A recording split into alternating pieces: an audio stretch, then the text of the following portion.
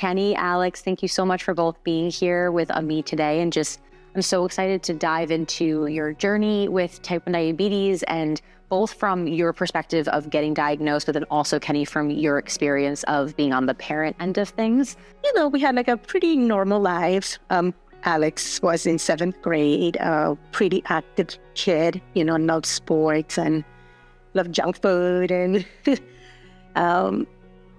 because Alex, had a history of pretty bad allergies and asthma as a baby, we went for a physical, and no symptoms whatsoever, nothing.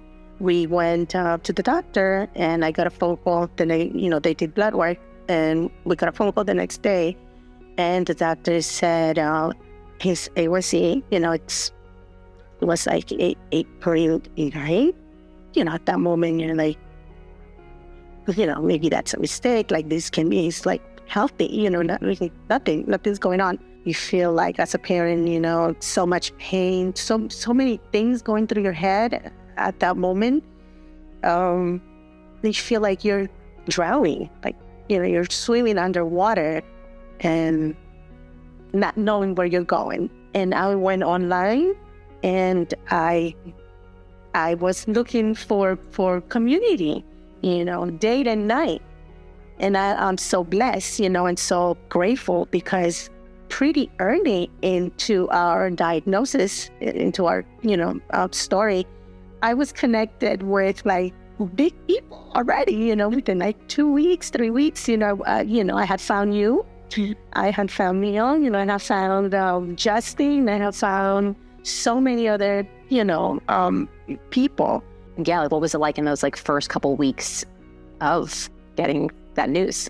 Once the doctor told me that I was diagnosed with type 1 diabetes, I know I needed to switch my life around, but not too big. Okay. I was still going to be able to play my sports. I was still going to be able to do stuff when I wanted. Do whatever I want. I can go play sports, eat what I want, but I just need to monitor it. Did you go back and tell your friends? Did you tell your family? Or was it something that you wanted to keep private?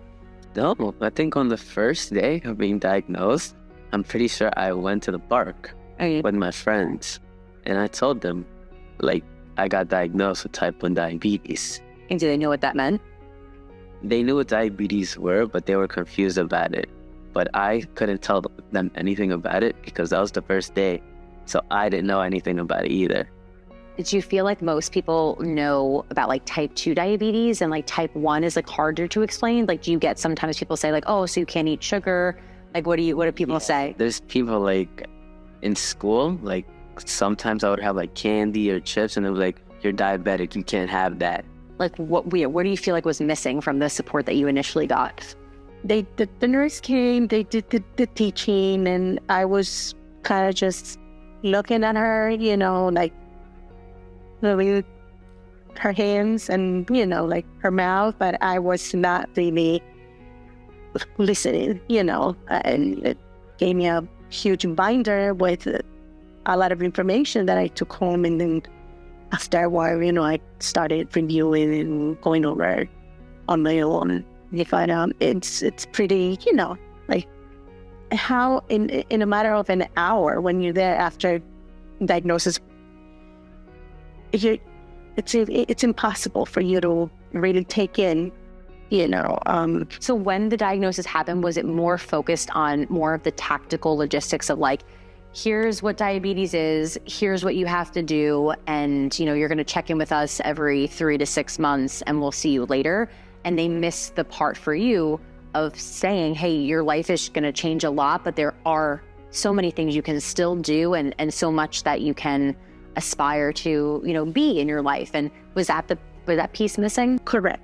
So I remember when I came across one of your videos, and you are pretty much, eating pizza with a salad and, eating all this, I started crying looking at that video, because I said, how, it has to be more It's really interesting. Like when I hear, and I don't know if you hear it too, when you hear Alex talk about his diabetes, like it's very kind of like matter of fact and not emotional at all and very straightforward. It's like, I was diagnosed. This is what I have, I had to do. And like, these are the slight changes I made, but not many. And it's like your world completely was opposite where it turned upside down.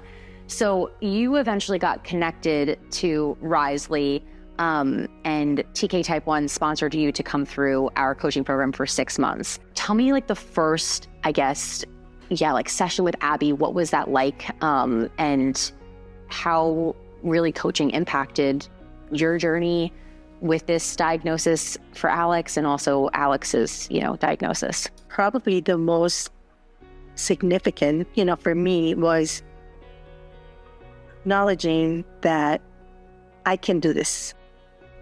I know I can do this.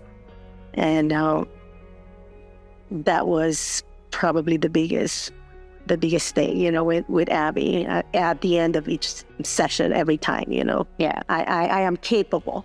I am capable of figuring this out. Mm-hmm. And we're gonna move on. We're gonna continue.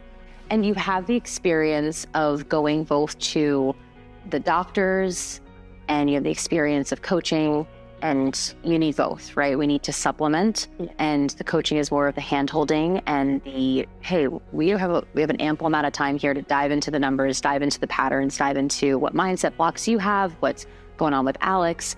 What do you see as the biggest difference between the support that the healthcare system gives you and your family versus the experience through coaching?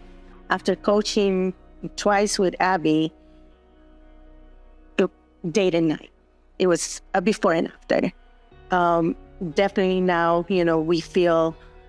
I feel more in control, more empowered, more secure. I know that someone is there that I can reach out. What advice would you have for whether it's parents whose kids are going to be diagnosed or recently diagnosed, as somebody who has now walked this journey and this kind of transformation over the past year and a half? I would tell parents, families that you're not alone. You are not alone in this. We are big community out there that it's wonderful. We support each other.